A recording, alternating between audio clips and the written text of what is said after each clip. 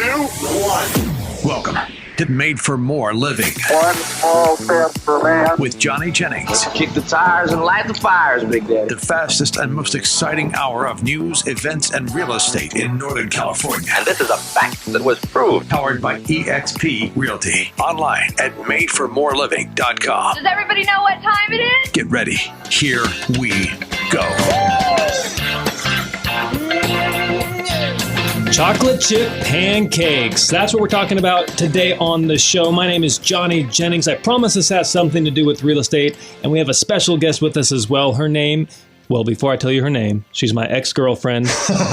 She's still draining the wallet. Wow. Can you believe you just said that? Who actually drains the wallet more in your family? Valary. He does for sure. Absolutely. Just for clarification, it's Valary. She's my wife, lovely wife. We have one kid and one kid on the way. And we are going to be talking. I want to tell a little quick story, and it has to do with chocolate chip pancakes. I love on the weekends waking up and making my kids chocolate chip pancakes. Oh my gosh. Put a little bit of vanilla in them and cinnamon. Ooh. Yeah, my kids level. love them. That's right. You got it. And sometimes I'll put them into shapes like Mickey Mouse or something like that. Love Aww. it. Well, that's kind of what happened. So the chocolate chip pancake story. I woke up. Valary and I work a lot, and so we don't always get to see Jack. Jack's our 2-year-old, as much as we would hope to, and as often as he would like to see us. And so I woke up. It was Saturday morning. I was going to be spending the morning with him. We were going to have chocolate chip pancakes, and in this industry, it can be busy. And we got a call at 7:45 in the morning. Like I had just woken him up, like just gotten him out of bed. The coffee was brewing. Valary was making the pancakes. Like we are ready to go. We were having a chocolate chip pancake Saturday. And the phone rings. Answer the phone, and it's a neighbor from one of the listings we have. And they called the number on the for sale sign, and they said the lights were on in the house. And you're probably thinking, okay, Johnny, people live in homes. What's the big deal? Well, this particular home happened to be vacant, so the lights are not supposed to be on. And what happened so I'm hoping somebody just left, like another agent just left the lights on. Sure. Right? Somebody did a showing and they left the closet light on or the hallway light on. Simple as that. But in the off case that somebody's in the home that's not supposed to be, we put chocolate chip pancakes on hold, and I hop in the car and I head to the home. And while I'm driving there, I call a buddy agent just in case there's somebody there.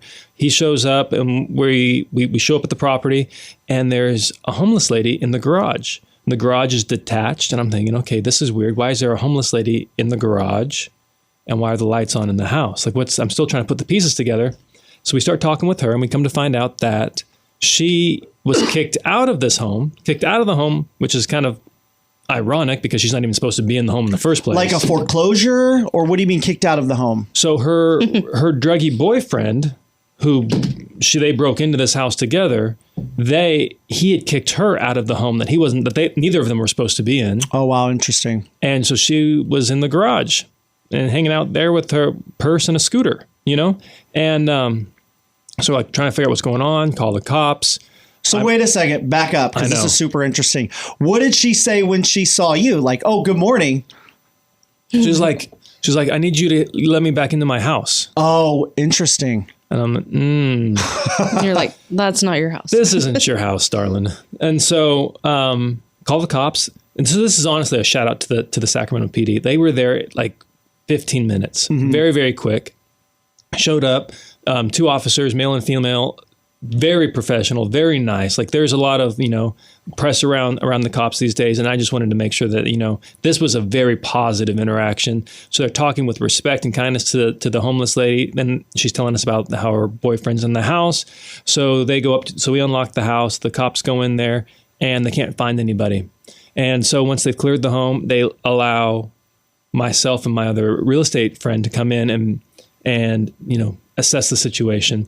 And what blew us away, because mind you, this woman just has a scooter. Like it's not like, and she's homeless. The cops knew who she was. They'd seen her before down by the river, and there was so much stuff in the house, but not junk, like good, like quality, like new pots and pans, new plates, new towels, new bath mats, a refrigerator full of food.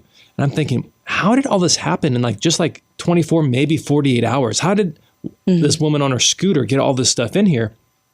And around that time, a car pulls up into the driveway.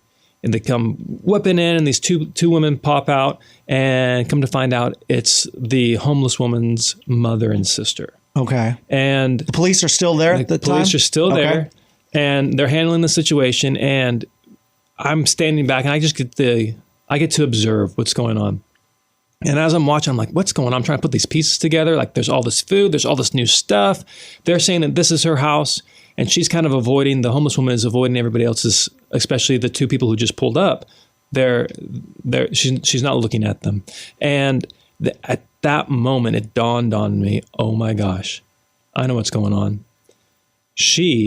That's her mom and her sister who just pulled up in the car. And they're the ones who bought the pots and the pans and the plates and the bath towels. Oh, she had told them that was her house. That she was finally getting clean. Oh, wow. And that she had moved and she was putting her life back together. Yeah. And so, thankfully, the law enforcement was there. They were super helpful. We're taking everything out of the house and, loading it up in the car so it's not getting ruined. Like, everybody's being very, very respectful.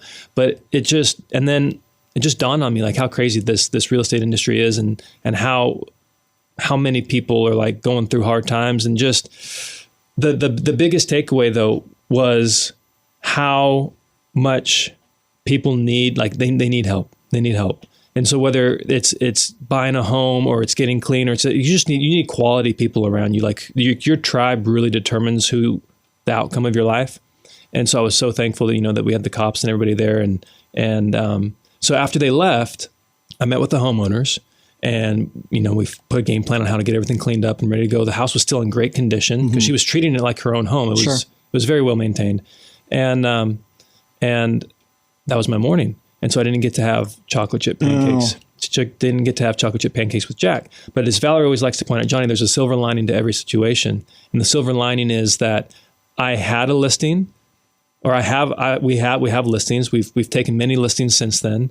We picked up an additional 6 or 7 that week, and we have business, and that we're able to provide for our families and provide for our team. And our team opened up 4 escrows later that week. And so the silver lining is, you work in this industry long enough, you're going to come across rough situations every now and then, but at least we're succeeding, because life's hard. Whether you're a real estate agent, whether you're in law enforcement, whether you're a teacher, whether you're a mom, whatever it is, life's hard. And so we get to choose our hard. And our hard was that day I had to forego chocolate chip pancakes. But the good news is the homeowner's home has been restored. Everything's great with that, and the woman's getting some help.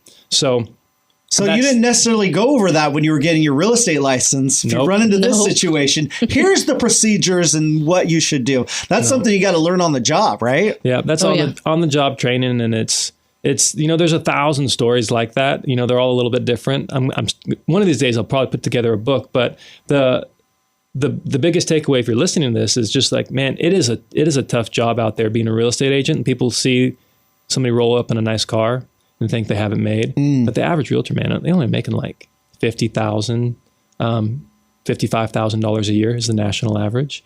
And so what you see is sometimes not reality. When you come into somebody's home, what you see is sometimes not reality, right? Right. And so it's just having empathy and it's tough. Most realtors are working weekends, like you said. Sometimes they don't get to spend as much time as they want with their family, because sometimes they're doing evening showings, right?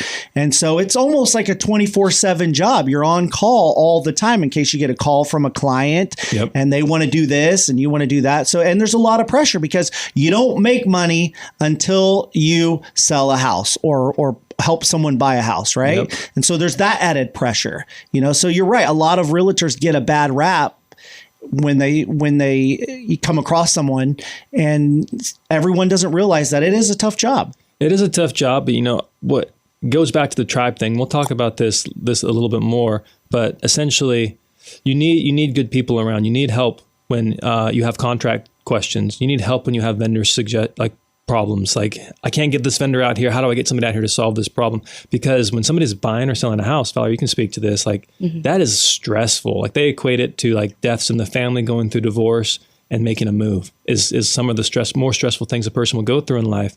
And so for me, it's just another just another Wednesday or just another Saturday. For them, it's a huge deal.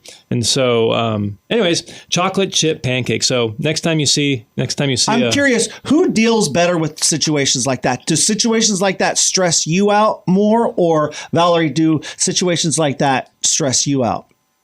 A homeless person squatting in a listing. How would you have responded in a situation like that? Probably a bit more stressed out. Yeah. I did send Johnny. I was like, I'm not doing this. Sorry. Yeah. I'm also pregnant though. Right. True. So what I'll say is that Valary tends to deal better with customers, like walking them through, like empathizing with them in the situation. I tend to deal better with like logistical contract, like those types of things. But Valary's very like, I don't know, she's lovely. So it's cool. Yeah. A lot of people think, wow, I don't know how I would do working with my wife side by side, but you guys love it and you're doing great, right? Well, I will say when it's, yes. I don't like a response that says, well, I don't know, Gorgeous, how would you describe it? Well, a lot of people ask us this question, and in all honesty, we started working together I'd just gotten out of college, so I don't really know any different, just to preface it that way. Sure. But, I think it does take time for people to figure out their groove together, like how do we be husband and wife and business partners at the same time? So, if it's like the first year or two is rough, I always tell people like, give it time. You just have to figure out your role, whose role is what. Yeah. We were talking about that a little bit, like who pays the bills, and you and I looked at each other like, we each said the other person did, right? But I tend to pay more business stuff, and you tend to pay more of like personal life, right? Right. Yeah. Like utilities, groceries, things like that. There you go. Yep. And Hal, here you are doing your own show together. And now here we are doing a show together. So to answer your question, when it's great, there's nothing better. But when business is rough and stress is high, it's pretty bad. Yeah. Well, we're excited. It's going to be a good show. What are we talking about next? So next, we're going to be talking about the value of your tribe and what that does and how that improves not only your quality of your experience when buying or selling a home, but also your career as a real estate agent. All right, awesome. He's Johnny Jennings, Valary Jennings. This is the Made for More Living show. Stick around. All right, so maybe you're listening to our conversation today and it's stirring some thoughts of you possibly selling your home, but you're thinking, man, I've got these home improvement projects that have to be done before my home is ready to be put on the market. Here's some good news.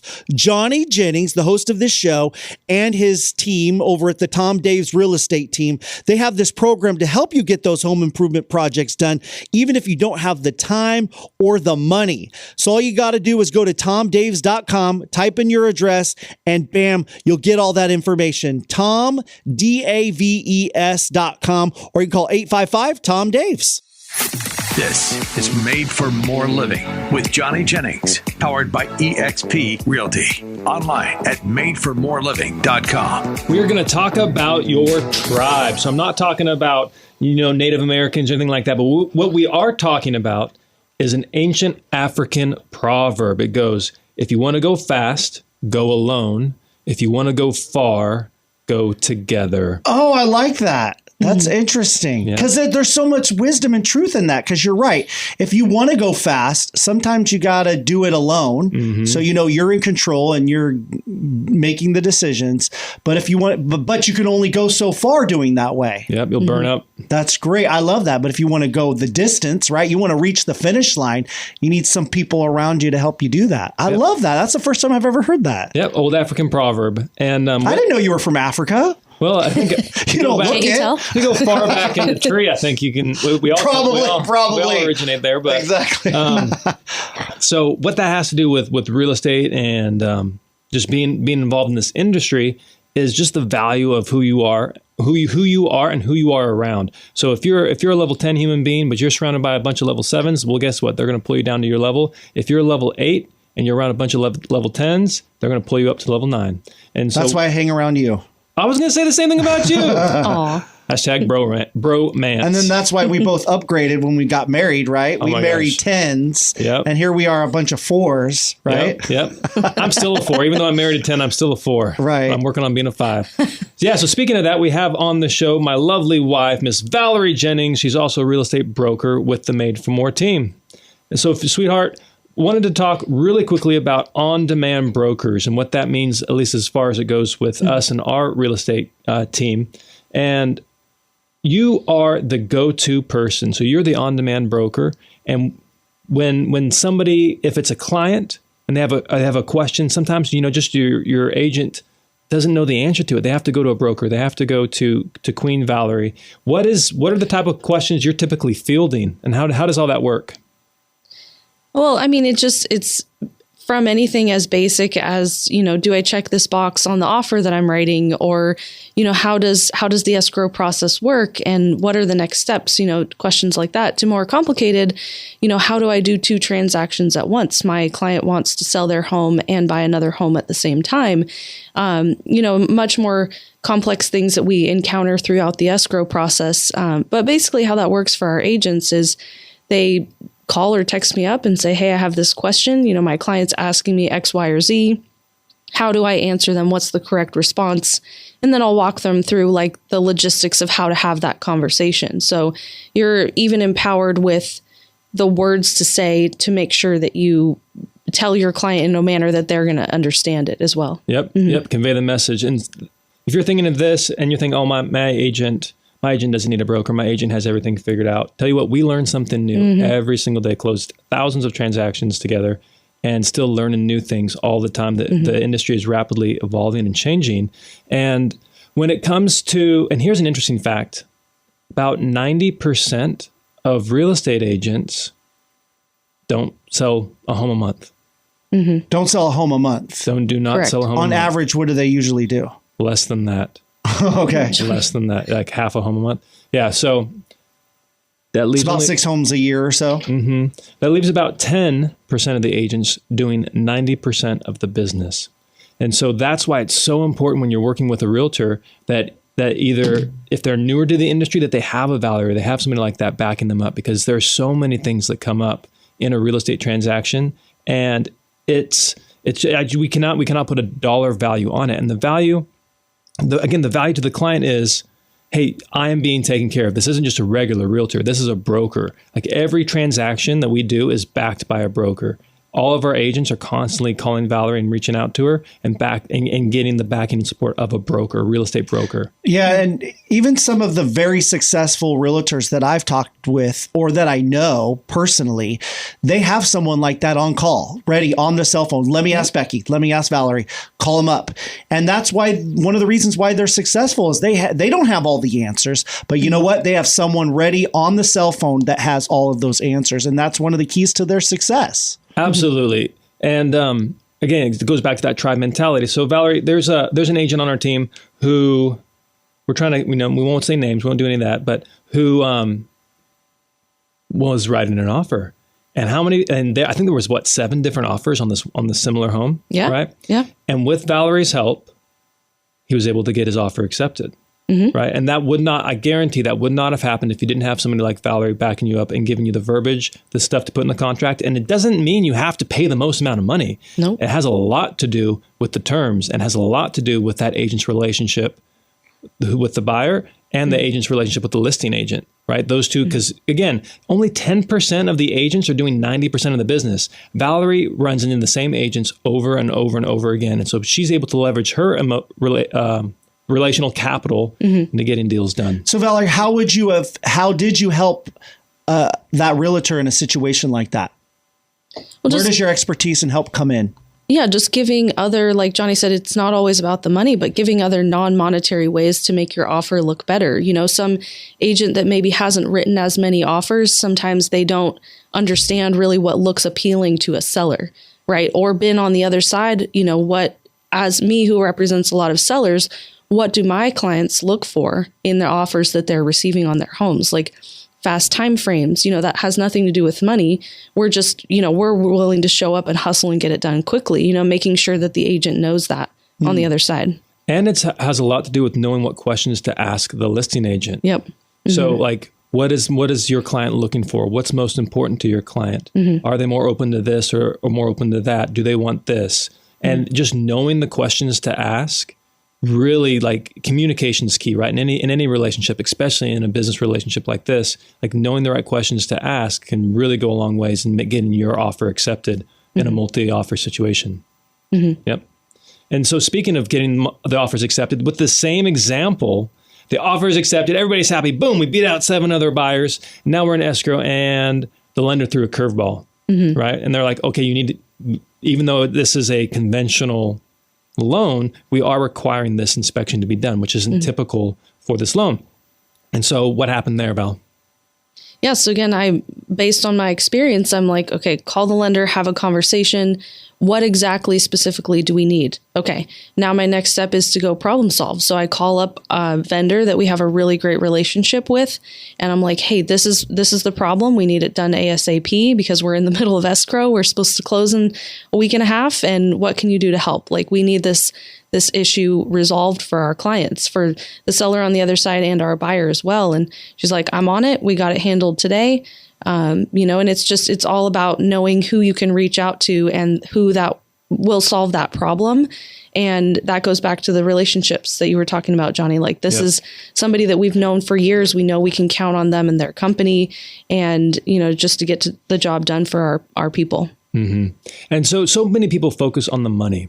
Like, hey, what are the commissions? How much is this going to cost me? They focus on the dollar symbol, but the real value is in those relationships with the brokers, with the vendors, because not everybody can get a vendor out there like how we did next day, right, and get it resolved that quickly. Right. And while that didn't cost anybody any money, it sure saved them a whole lot of money. And it's just hard to quantify something like that. Right. But that's the value in having on-demand broker and on-demand vendors. And looking at Valary and what she did, she hustled. So even when you have certain people on your tribe or in your group, you got to have people that are quality, right? Like you said, people that are a 10, that are willing to hustle and make those phone calls and go out there the same day and do those kind of things. And that's what Valary does, and that's why she's a benefit in situations like that. Yep. Right. The most important, the biggest killer of deals, generally speaking,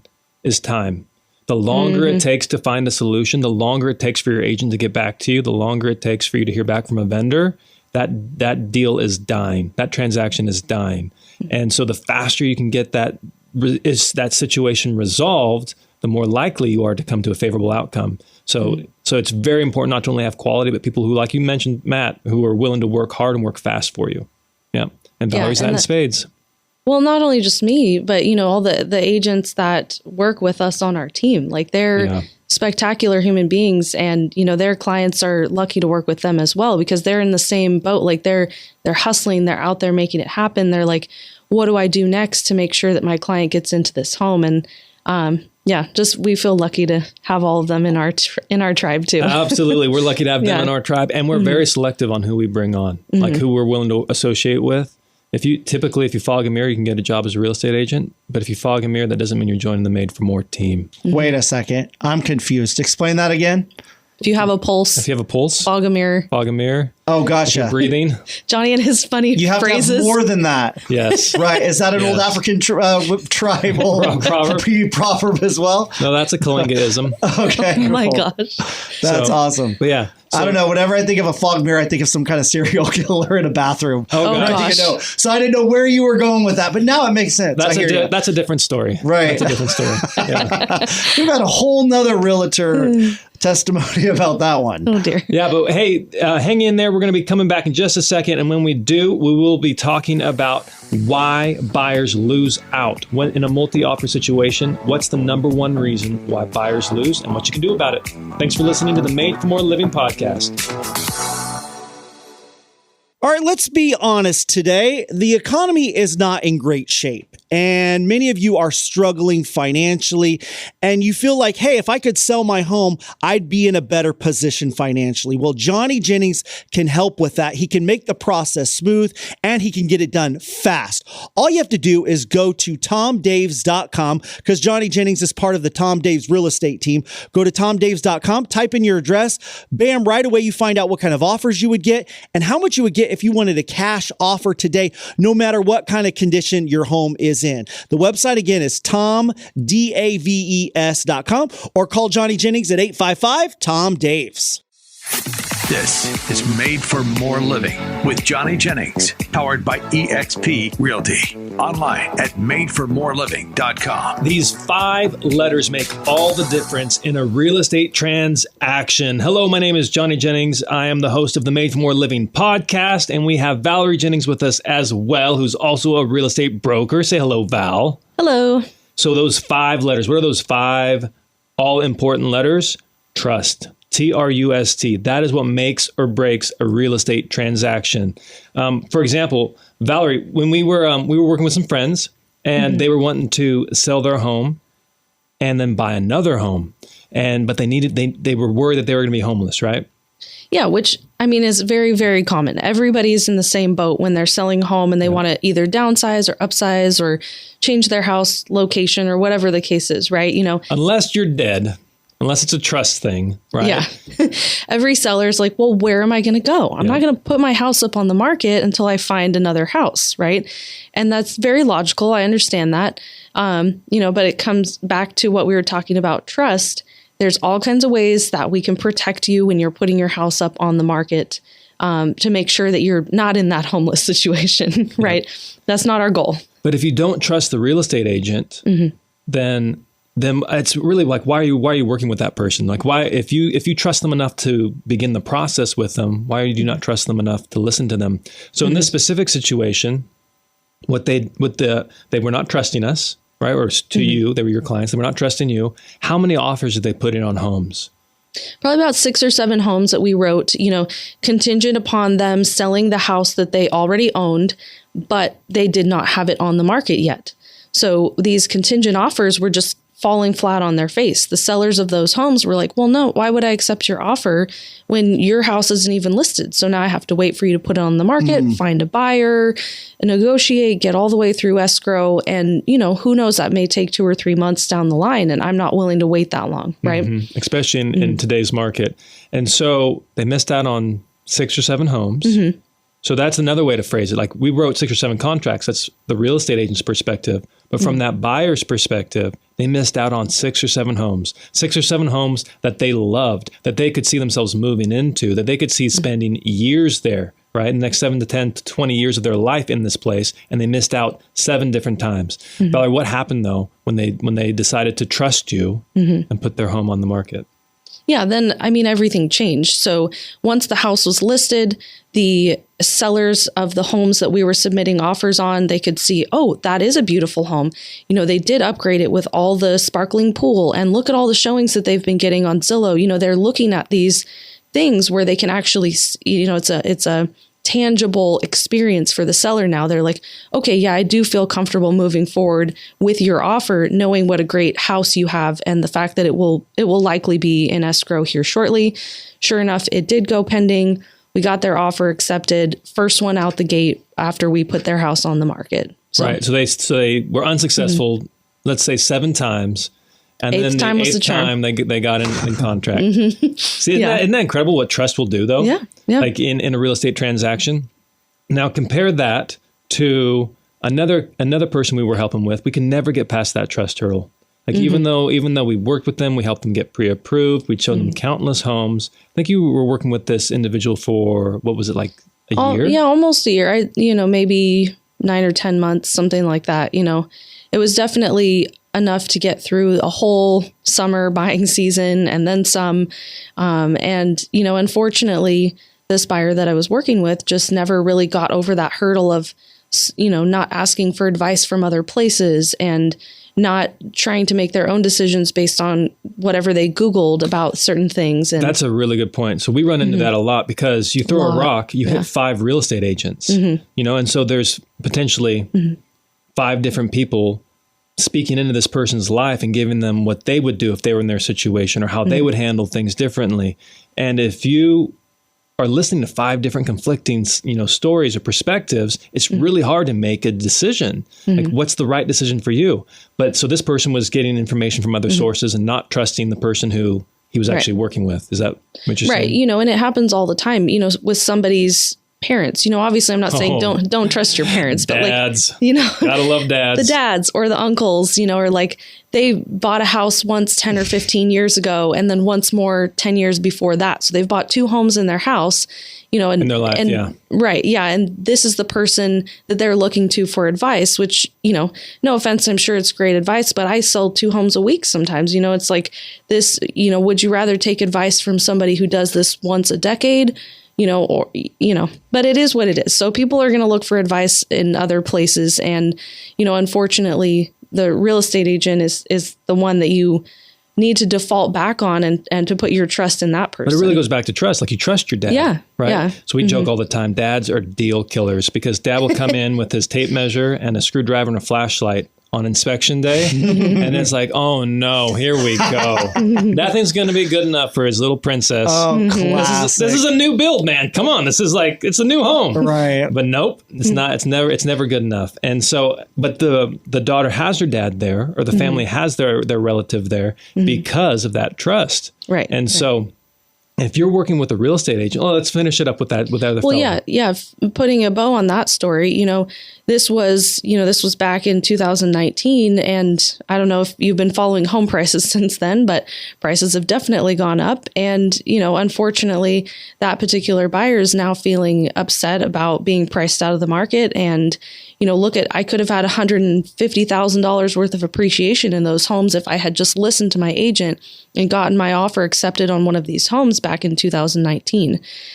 So, you know, potentially leaving a lot of money on the table too with just not making it happen. Not all stories have a happy ending in real estate. Oh yeah, very true. Yeah, it's not a Disney World. No. And so, but it really comes down to trusting your real estate agent. If you don't trust that agent, so there's a guy who who's a coach and mentor of mine. I try to have one coach per aspect of life. So if it has to do with family and counseling, like there's one group that I go to, like it's a husband and wife. They have experience in what they're talking about. They've lived it. They've been married like I think 50-ish years now. They've raised kids. Like they have that family thing locked in. I listen to them more than I listen to our parents, more than I listen to friends and family, because what happens is I start getting conflicting information. Then and then I start making my own decisions and modifying the good advice. I start distorting it into something that is more palatable to me, something that I can deal with. Same thing with health. Like there's just one group I go to when it comes to health. When it comes to real estate, like, are you getting advice from somebody who maybe should only be speaking about health, or should maybe only speaking about family? Or are you getting real estate advice from somebody who knows all about real estate? And so if you're finding yourself not being successful in your home buying or your home selling journey, I would encourage you just to take a step back. I have 2 questions. Yeah, go ahead, Matt. What? And it's probably the same answer for both questions. If I am searching for a realtor, someone to represent me in purchasing my home or selling my home, what are the characteristics that I should look for in someone that I can trust? And on the other side, if I'm a realtor, how do I build trust with my new client? Yeah, good questions. So, Val, do you have any input you want to share? I mean, the first place you could start is just reviews, like a track record of success, right? You know, somebody who has not only other clients that they've worked with that really enjoyed working with them, but also, you know, years of experience, or, you know, a team to back them up with lots of sales under their belt, you know, not somebody who, you know, is just kind of floating out there and has done one deal in the past. They may not, you know, be the best person to work with. When you're looking for realtors, it would be like interviewing for a position. You're the employer, you're hiring somebody. So when you're looking to hire a CPA or an attorney or a doctor, right? You're looking at what do the reviews say. If you're going out for dinner, for Pete's sake, you look at the reviews. Why would you not look at the reviews of the real estate agent who you're going to be working with? Okay, so that's the main thing, and then also just in that so if you're a realtor Yeah. and you're talking with a potential client, you would share with them, hey, here's how many homes I've sold. Here's how long I've been working in the industry. Here's the markets I've worked in.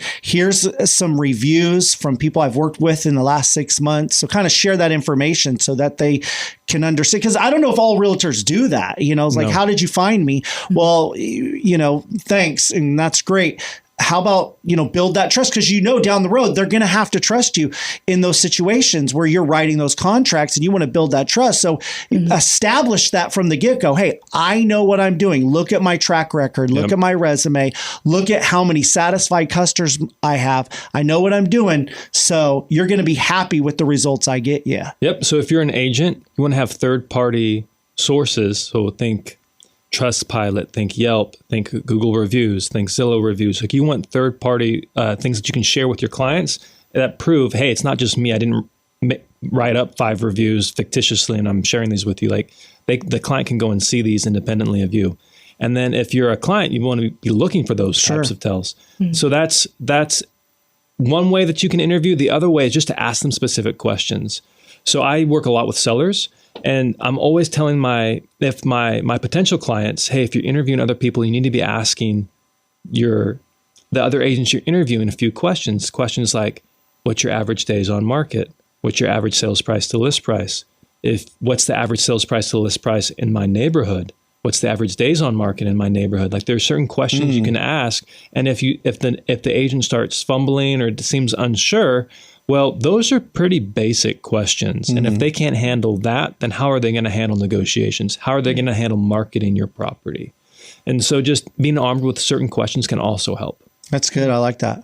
Yeah. And this applies on when you're buying a home as well, too. Like we've been talking a lot about writing offers, and it's really common to sit down at the living room, or the kitchen table or wherever you're sitting with sellers and talk about your skill set and what I'm going to do for you and all that, but it's as a buyer, you should also be interviewing your agent as well. Say, hey, what are you going to do for me to make sure that this happens in the time frame that I need it? Or, what's your track record of success with getting buyers into homes? Like what I'm looking for. That's the biggest problem that we see with agents and clients, like in terms of the trust factor. Like trust has not been built because, especially in the buyer situation, people haven't sat down and gone over, this is me, these are my qualifications, this is why I know what I'm going to do, this is our game plan.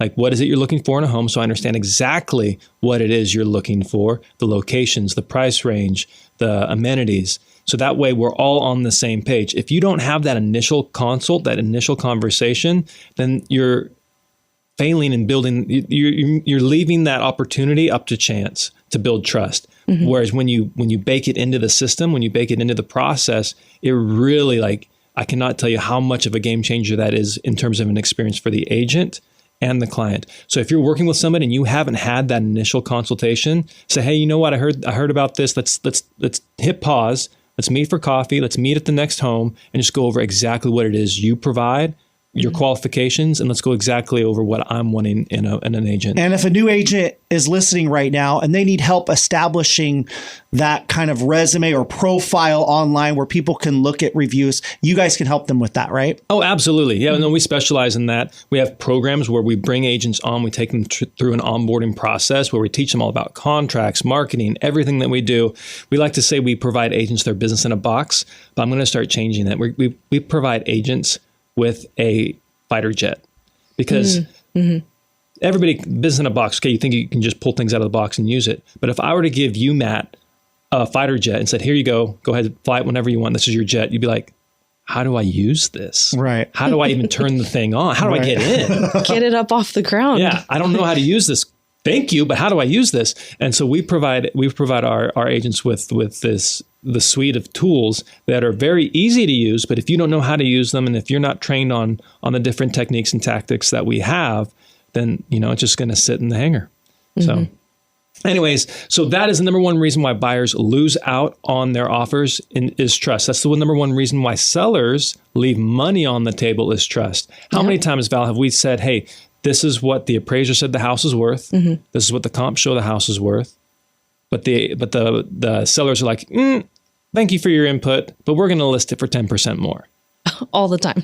All the time. Yep. And here's a fact in today's reality is that you cannot, it's very literal, like literally you cannot underprice a home. It is virtually impossible. With the advent of the internet, with the marketing that at least we do on the Made for More team, you cannot underprice a home. We've literally priced homes at 50% of what their retail value is, and we get them that value. You know, I think there's more to that topic. Let's discuss that a little bit more in the next segment, how you cannot underprice a home. Absolutely. Let's do that. You're listening to the Made for More Living show with Johnny Jennings and Valary Jennings.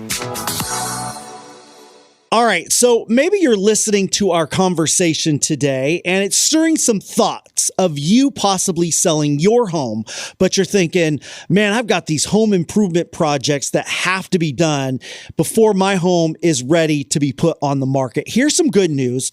Johnny Jennings, the host of this show, and his team over at the Tom Daves Real Estate team, they have this program to help you get those home improvement projects done, even if you don't have the time or the money. So all you got to do is go to tomdaves.com, type in your address, and bam, you'll get all that information. TomDaves.com, or you can call 855-TOM-DAVES.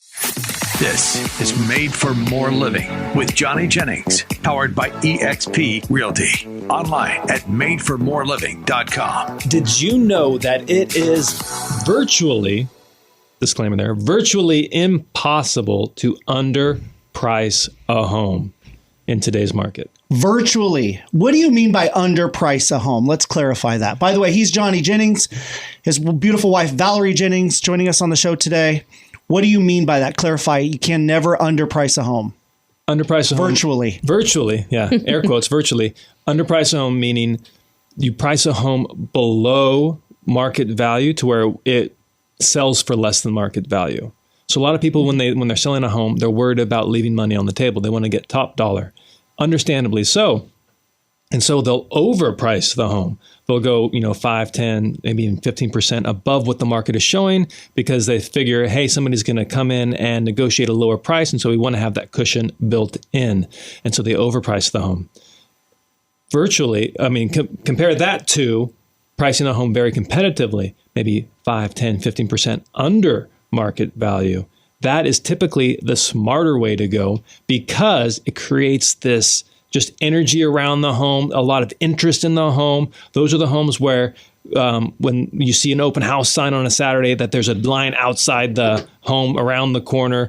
Those are homes that have been priced aggressively. But a lot of sellers are afraid to do that because, again, they're afraid they're going to leave money on the table. Well, it's the same what Black Friday used to be about back in the day when a store like Best Buy or Mervyn's used to have their doorbuster item. Like you can get a TV for $99 and it would draw a huge crowd. Obviously, once they entered the store, they were going to buy a lot more than that. Yep. But the store used that to draw attention, draw a crowd, draw customers. And that's kind of the same mentality is you're trying to price it in a way that's going to draw interest and attention. Because if it's overpriced, you got zero interest, you got zero offers. Yep. You can always say no to the offer if it's too low. Correct. Right. And so that's exactly the point. So what ends up happening is if you overprice the home, it's crickets. You don't hear anything. And then you start adjusting the price. And then you do another price adjustment and another price adjustment. And now you've opened yourself up to this concept of, hey, why has the home been on the market so long? Mm-hmm. Why have they done so many price adjustments? Like there's a stigma to the home. So when you finally do get an offer, they're the only offer you've had in so many days. You're so excited. It's a little bit lower than what you wanted, but hey, you're willing to go with it. So you accept the offer. And then the request for repairs comes out. They do their investigations. They inspect the roof, the home, the, what's the other thing? Roof, home, and pest. Yeah. The roof, home, and pest inspections. And now they have all this information, all these reports, and they're like, hey, you know what? I know we came in a little bit low, but turns out we need some more money because there's all these things wrong with the home. And you're thinking, man, I didn't budget for this. The home is worth more than this, but this is the only offer we've had in so long. I might as well take this because this is better than nothing. And we really want to buy this other home and move on with our life. And so you end up selling the home for less than you would have if you would have priced it aggressively out the gate. And what it seems to me that most people get caught up in is they compare it to selling a car, right? So like you put a car on Craigslist, you put a car on the internet, and you're waiting to sell it. Well, there's the amount of exposure a car gets on, like if you're selling it for sale by owner rather than just trading it in, is way less than if you go with a quality real estate agent, right? Our team invests somewhere around $500,000 a year in marketing. And so if you're investing $500,000 a year in marketing, what is that? What type of exposure does that buy you as a home seller? And so that's why it's virtually impossible to underprice a home. Do you have anything to add to that? Well, yeah, I think it is a hard mindset shift for sellers, because they're like, well, why would I underprice my home? Like the fear is legitimate. This is their home. Yeah, exactly. So just understanding that it's not, you're not alone. That's not a fear that, you should feel irrational in having. But it is, we're just telling you strategies that work, that like actually achieve results in the market. And it's not overpricing the home, because then you only have one buyer to negotiate with. If you price your home correctly or even a little bit under, then you have multiple buyers that you're negotiating with, and you have the control and the balls in your court as the seller. Oh my gosh. So for example, there's a home, I think this one was in Elk Grove, right? We priced it. Again, there's such a stigma when a seller hears you say, hey, you priced the home low, you left money on the table, right? It's because people are only selling a home every 7 to 15 years, whereas we're selling homes every couple of days. Okay. And so just keep in mind, this is the right thing for the client. So we priced the home to sell. We did not leave any money on the table. We got multiple offers. What was it? The first weekend on the market. Yep. And now that when the seller came when the buyers came at our seller and said, hey, we've done all our inspections and this is what we found. We need to do a price. We need some concessions. What did they come at us with? Like, it was like $17,000. Yeah. $17,000 that they wanted our seller to slash the price.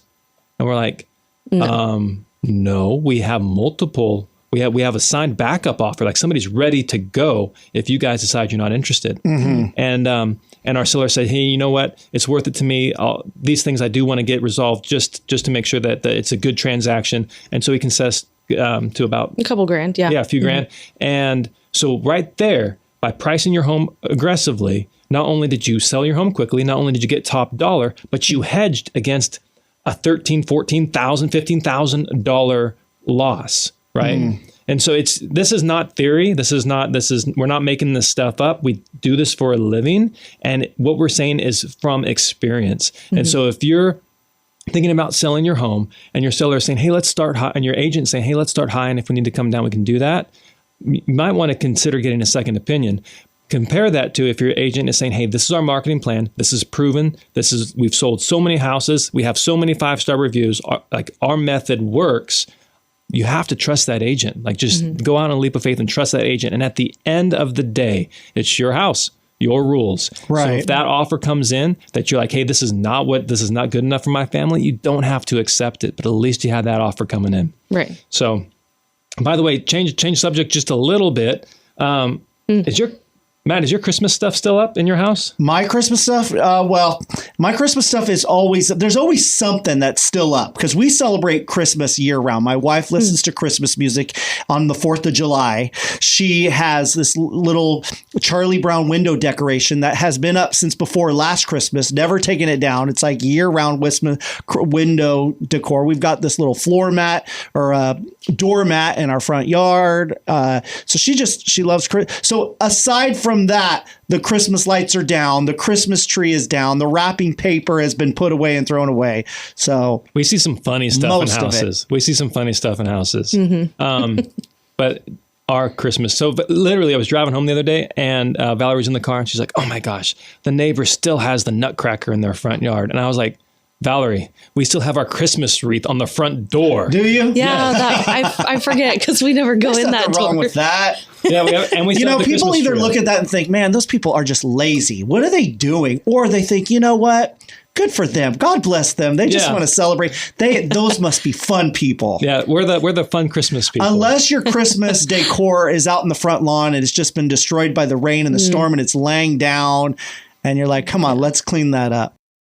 COVID, people put their Christmas lights on. Remember that? Oh, that's right. Yeah. Yeah. Because you couldn't To like cheer talk the to mood the of people. the community. Yeah.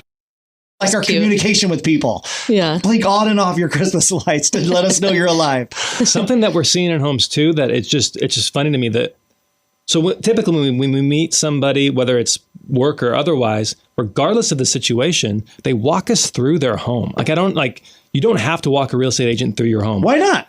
You're certainly but they're like in a friend situation. in a friend situation. They're like walking us through, and I'm like, you don't have to show me your closet. Like we're just hanging out. Let's watch the football game, Right. But in doing This is that, where my son learned to walk. that's where my son 10 learned years to ago. walk. Hey, our room's a mess. I know, but just look past it. I know you guys can look past it. You're real estate agents, so they're just showing us stuff. But through all that, we see a lot of funny things. Mm-hmm. Val, what's something that stands out to you? Well, one of the things that came up that we were talking about, because it's like we go into different houses separately. And so we're sharing stories, right? And one of the things that we've found is really making, it's having a trending appearance in a lot of homes is it started with squatty potties. And now it seems like everyone's into bidets recently. Wait, what is a squatty potty? It's the little thing that you set. I cannot wait for Valary to describe this. Is this something that's like part of the home? No. Oh, It's just a it's like feature. a $10 thing you can buy on the internet. Yeah. Interesting. It's like a little stand where you put your feet up on it while you're going to the bathroom. So wow. But I remember when they were first coming out, it was like here and there, but now it's like a lot of people, so if you have a squatty potty, you're listening Now I to know this. what to get you guys for Christmas. No. We have a squatty potty, but they're But so almost do like a lot of- standard in houses now. And It's now so a lot funny. of people are having bidets installed in their home upgrades. Installed on their toilets and, in Those every houses- room of the house. Is this the thing that cleans you after you go to the bathroom? Yes. Okay. It scares me a little bit when I go into somebody else's house that has a bidet because I'm afraid to push the wrong button. Oh, for sure. Like I do not know. Like Don't push this it, is like a 'cause space toilet, and I don't know what to do. You would make a mess. Yeah. So That's funny. anyway, just a lot Does of fun that stuff. create more value in the home? Do you put that on the listing? No. Like, has a bidet? Whoa, honey, put an offer in today. Let's do this. Put an offer in today. The house Is the has a squatty bidet. potty included in the home? Or are you guys taking It's that personal with you? property. Right. No, Oh, but man. personal pet peeve, and we learned this from our original broker, first broker ever, was in the photos, close the toilet lid. Like I do Yeah, not know come how on. many agents are keeping the toilet lid up. Like Yeah. that is just so unprofessional. Not classy. Not classy. You know what is classy? That's your African proverb for today. Yeah, Put the toilet lid put down. The toilet lid down. So thank you so much for listening to the Made for More Living podcast. I am Johnny Jennings, and my wife Valary Jennings is here on the show, and we look forward to hearing you or seeing you Or talking to you. or talking to you next week. All the above. All the above.